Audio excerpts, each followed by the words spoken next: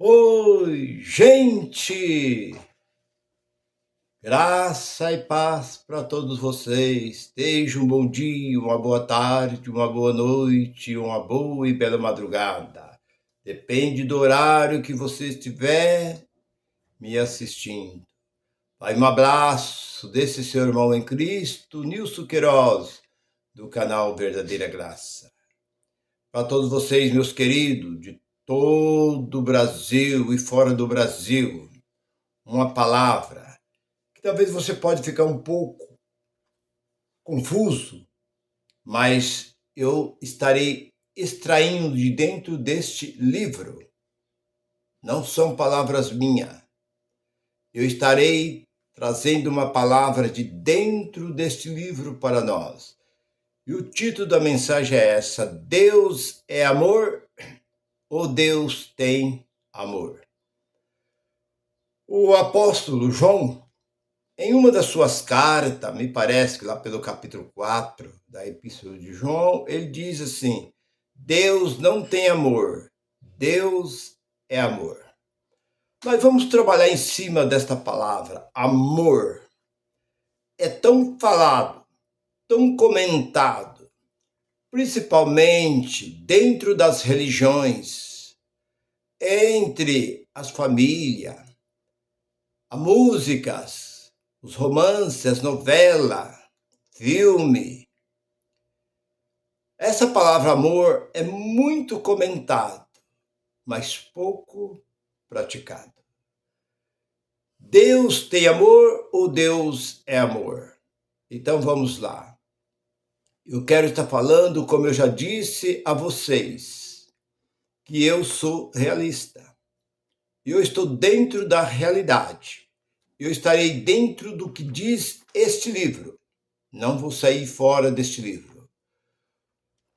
Porque lá em João, no livro histórico de João, capítulo ali de número 3, versículo 16. Deus amou o mundo de tal maneira que deu seu único Filho, para que todo aquele que nele crê não pereça e tenha a vida eterna.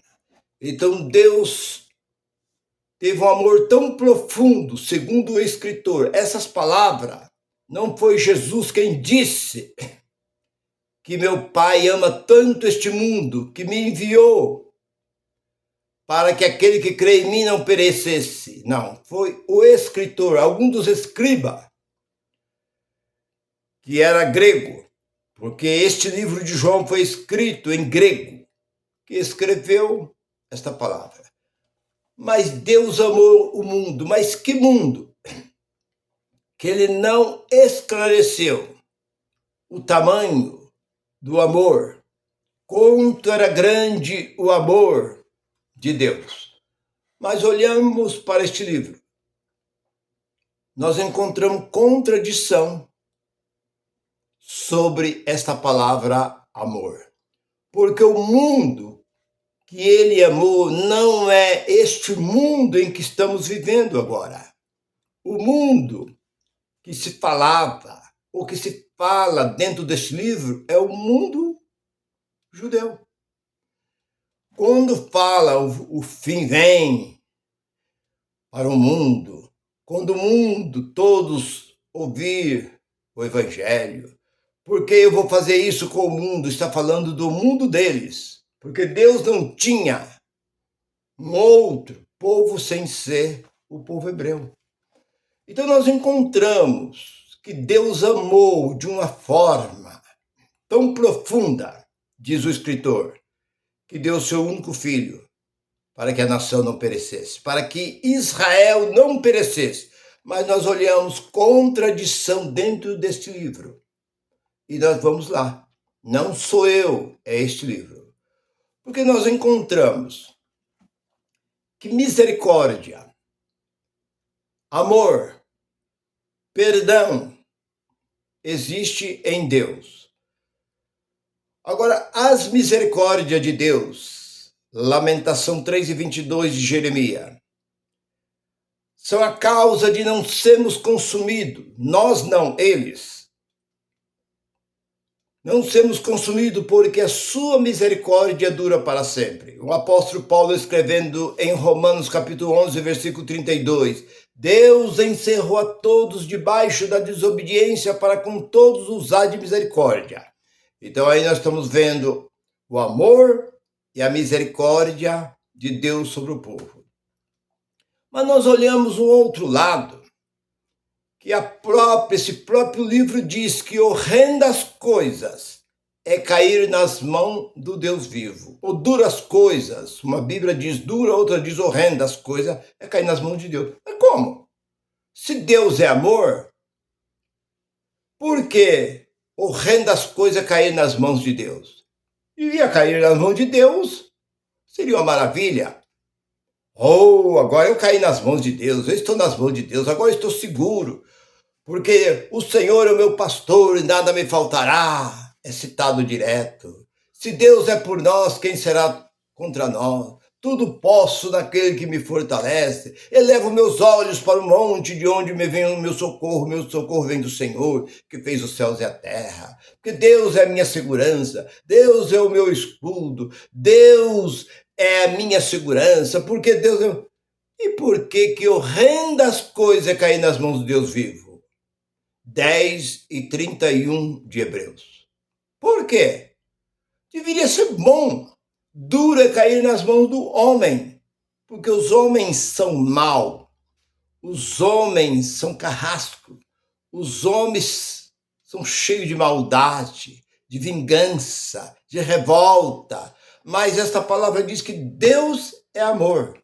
Mas se Deus é amor, por que então se diz que horrendas coisas ou duras coisas caem nas mãos de Deus?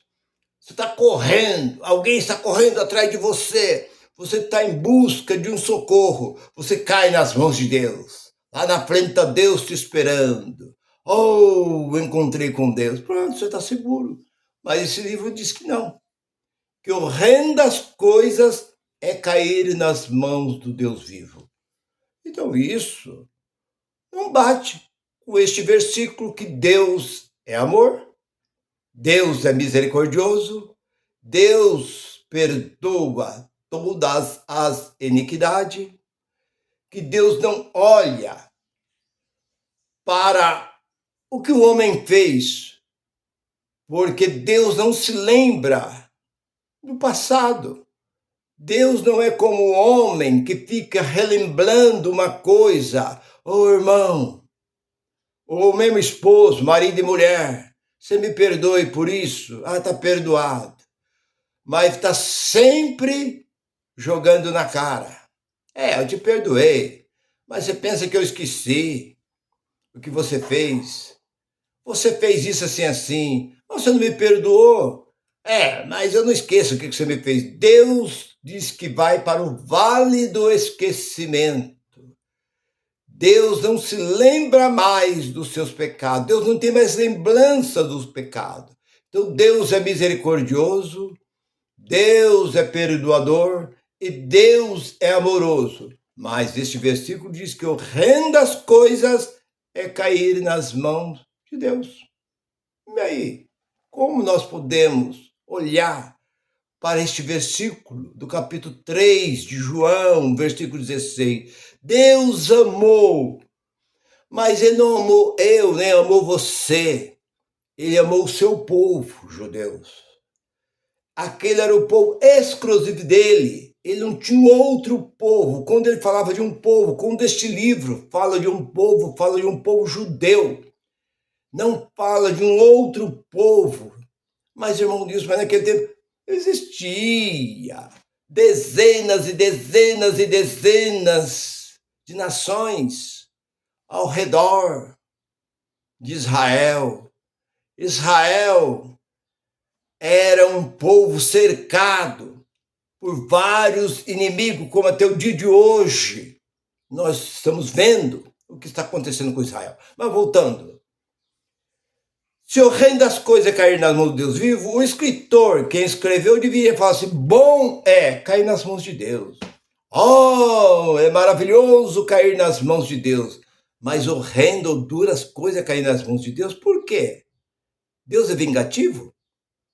Se você está tentando chegar a Deus, e quando você chega a Ele, como diz as religiões, Ele te solta a mão. Ué, então, este versículo que Deus amou o mundo de tal maneira, ou que Deus não tem amor, que Deus é amor, começa a entrar em contradição contra este livro. Não são palavras minhas. Este próprio livro que está dizendo. Então, este livro é contra Deus? Aí vamos lá. Outro versículo que diz que Deus castiga, Deus açoita e Deus repreende aquele que ele ama. Mas espera um pouco. Castigar, açoitar quer dizer bater. Repreender, repreensão, é bom. Mas castigar uma pessoa, ou espancar, bater numa pessoa, isso já não parte do amor. Porque os nossos pais, lá no passado, era um costume espancar os seus filhos. Os pais batiam nos seus filhos como se bate no animal. Eu conheço causa de pai chegar a quebrar braço, perna, cabeça de filho, de filha, com pau que ele achava, um cabo de enxada, qualquer pau que ele encontrava. O que ele encontrava, ele sentava nos seus filhos. Chegava em casa, muitas vezes, meio bêbado, espancava a família inteira, batia em todo mundo, e mesmo som, porque era o costume da época. Eles faziam isso, eles não tinham como chegar a chamar um filho, uma filha, e falar assim, olha, meu filho, não faça assim, assim, assim, assim. Eles não corrigiam dessa forma. Era com um espancamento e castigo. Você vai ficar trancado dentro desse quarto. Quantas vezes isso aconteceu comigo? Eu estou falando por experiência própria. Eu vim daquele tempo. Eu não vim agora, de 20, 30 anos atrás. Porque hoje, os jovens de hoje, aí, de 18, 20 anos, eles não sabem o que é isso. Então era comum. Agora eu pergunto, esses pais castigavam e açoitavam seus filhos por amor? Não. Por maldade, por ignorância. Eles tinham dentro de si, como se diz, eu sou o chefe da casa. Aqui quem manda sou eu. Ele não pediu opinião de ninguém. Ele podia ter os seus filhos todos já formados, homens e mulheres formados dentro da casa, mas ele dizia que ele era. E todos tinham que respeitar. Então isso trazia medo, trazia temor para as famílias. E os demais vizinhos que eu via não entrava, não falava nada, porque eles também faziam da mesma forma. Se ele espancava a família, espancava a mulher, a esposa, ela fosse da parte, o delegado não dava importância porque ele também fazia da mesma forma. Era comum naquela época. Na escola, a gente era espancado na escola. A professora batia e colocava de castigo, ajoelhado em cima de grão de milhos, na frente de todos os alunos. Você ficava ali a aula inteira, ali ajoelhado, não podia levantar. Recebia o professor, eu tive um professor chamado Abel, ele tinha um bambu encostado aqui perto da mesa dele, uma vara de bambu. Essas varas, esse bambu mais fino, e tinha um correião em cima da mesa. Aqueles alunos que estavam mais perto, ele batia de correia. E aquele que estava mais longe, ele pegava o bambu e sentava na cabeça, que o bambu chegava a rachar na cabeça.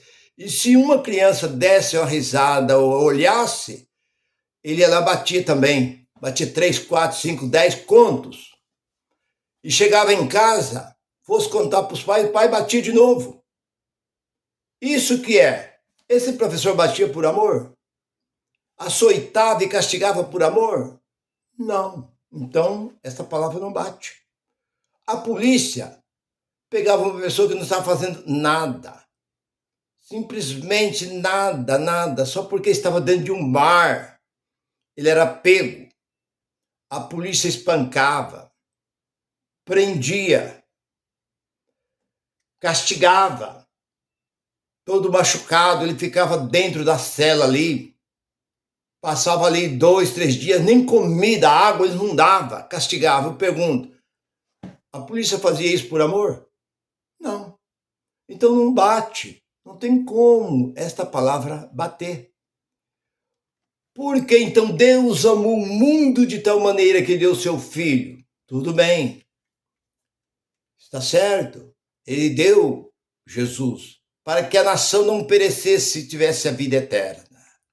Mas nós vemos que a própria palavra está dizendo que horrendas coisas caem nas mãos de Deus e que Deus açoita, castiga e repreende todo quanto ele ama. Mas o amor não bate. Por quê? Porque no capítulo 13 de Coríntios, acho que lá pelo versículo 6 ou 7, diz assim que o amor tudo suporta. E aí? Se essa palavra está dizendo que o amor tudo, não diz assim, o amor quase tudo suporta, mas está dizendo o amor tudo suporta. Mas você está vendo que Deus não agia dessa forma. Aí você fala assim, mas irmão Nilson, você está contra Deus? Não, eu não estou contra Deus. Eu estou falando para vocês que é este livro que está dizendo isso. Talvez você está tanto tempo dentro da religião, nunca te ensinaram, nunca passaram por isso. Vocês pulam isso daí. Deus é amor, Deus é bondade, Deus é misericordioso, tal. Mas a mesma palavra que fala que Deus, mas Deus é justiça. Mas que tipo de justiça? Você vai olhar para este livro que você vê muita injustiça que Deus fez. Irmão Nilson, mas Deus fez injustiça? Esse livro diz que sim. Está aí. Você vê a injustiça. Porque quando fala de justiça, tem que ser justo. Colocar numa balança e ser igual. Nem puxar nem para um nem para outro. É justiça. Qual foi a justiça perfeita de Salomão? Aquela foi perfeita. Quando aquelas duas mulheres chegou a Salomão e disse assim, esse filho morto, eu não vou entrar em detalhe para não demorar muito a história. Duas mulheres chegou, uma com filho morto, outra com filho vivo. Esse morto é o dela, o meu é o vivo. Não, aí começou aquela discussão. Salomão não sabia da história. Eu vou trazer-me uma espada. Mas o que o rei vai fazer com a espada? Vou cortar essa criança viva no meio da metade para uma, metade para outra. Aqui era a mãe da criança, disse, não, se for assim, deixa a criança com ela. A outra, não, é isso mesmo, faz isso mesmo. Corta no meio e dá um pedaço para mim e para ela. Salomão diz, devolva a criança à mãe. Pronto. Essa justiça foi perfeita. Não tem como. Agora nós vemos que dentro dessa palavra há coisas que Deus agiu que não foi justiça. Aí você fala, mas irmão Nilson, esse livro que você está falando? Quando Saul nasceu, Esaú e Jacó, quem era o dono da benção? Era Esaú. Esaú foi o mais velho, nasceu na frente, ele era o primeiro, ele era o dono da benção. Mas Deus repudiou Esaú e deu a Jacó. Quem era Jacó? A palavra Jacó significa trapaceiro. E depois lá na frente Deus mudou o nome de Jacó. Nós olhamos também para aquela passagem do filho pródigo, aonde aquele irmão ficou ali junto com o pai, trabalhando, dando duro ali na fazenda, ali, trabalhando, e o outro saiu e foi gastar comendo camarãozinho, bebendo uma cervejinha, lá na praia de Copacabana, ouvindo a musiquinha, ouvindo aquele sambinha ali no Rio. Mas quem paga a conta é o cabeça branca, o dono da lancha é o cabeça branca.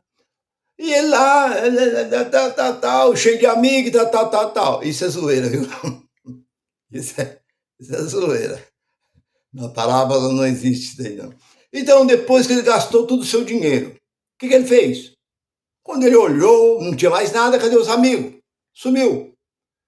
Ele voltou. O que o pai deveria fazer? Castigá-la. Seu irmão ficou aí, apartando ovelha, trabalhando no sol quente o dia inteiro e você ficou esbanjando a sua parte. Agora você volta? Não. Eu vou te aceitar, mas como um funcionário, você vai ter que trabalhar. O que fez o pai? Mas fez uma festa. Mandou colocar o anel. Ele voltou como um mendigo. Eu pequei contra o céu e contra a terra. Eu pequei contra o céu e pequei contra ti. Não sou digno de ser chamado mais o seu filho, mas me trata como um dos seus funcionários. Traga um anel, traz uma veste de príncipe, de rei, uma veste daquelas, colocou sobre ele. Mata um boi, chama o sanfoneiro, vamos fazer uma festa. O seu irmão, quando viu aquilo, o que está acontecendo? Ó, seu irmão voltou e seu pai está recebendo ele com festa. Mandou convidar um monte de gente, fez uma festa. Agora eu pergunto, isso é justo? É justo uma coisa dessa? O senhor nunca me deu nenhum cabrito para me festejar. E esse seu filho desperdiçou toda a herança, agora volta e o senhor faz uma festa. Isso foi uma injustiça. Mas isso é uma parábola. Agora, olhamos para aquela outra passagem, eu já termino com isso, aquela outra passagem aonde Betseba, que Davi tomou Betseba, do seu grande amigo, que era um do general das forças armadas de Davi, e adulterou com ela e teve um filho. O que Deus fez? Deus não teve compaixão. Por uma semana ficou Davi, tirou suas vestes reais, lá está lá no capítulo 12 de 2 Samuel, e deitou, sentou na cinza e ficou orando, pedindo, e Deus matou a criança. Por quê, irmão Nilson? Era fruto do pecado. E Deus não aceitou. Por que o segundo filho Deus amou? Salomão. Mas não é fruto do pecado também? Deus amou tanto Salomão que colocou Salomão como rei sobre Israel. E aí? Aí você vem e fala assim, irmão Nilson, tudo bem. Quem somos nós? Não, eu não estou dizendo nós. Está aqui, ó. Eu não estou falando nada. Não põe palavra na minha boca. Porque ele disse, eu termino com essa, ele disse lá no capítulo 9 de Romanos, versículo 15, eu compadeço de quem eu quero compadecer e tenho misericórdia de quem eu quero ter misericórdia. Então você está vendo? Então não adianta você querer bater de frente com Deus. Eu compadeço de quem eu quero compadecer, tenho misericórdia de quem eu quero ter misericórdia. Tá bem, Moisés? Moisés, tudo bem, Senhor. Outra vez, no mesmo versículo, mas no 16, no mesmo capítulo, versículo 16, ele diz, não é de quem corre e nem de quem quer, é de quem eu quero. Então não adianta você querer e não adianta você correr. Você corre tanto, fica todo dia orando, jejuando, correndo e fazendo, mas não é de quem corre nem de quem quer, é de quem eu quero. Então você está vendo? Eu faço as trevas e faço a luz. Eu formo a guerra, eu trago a paz. Eu firo e eu saro. Eu dou a vida, eu tiro a vida. Eu faço bem e faço mal. Eu, Senhor, faço todas essas coisas. E aí? Quem somos nós? Está aqui dentro. Vai lá em Isaías, capítulo 45, 7. Vamos lá. Aí você olha para Israel. Aí você olha para Israel. Deus tirou o povo do Egito.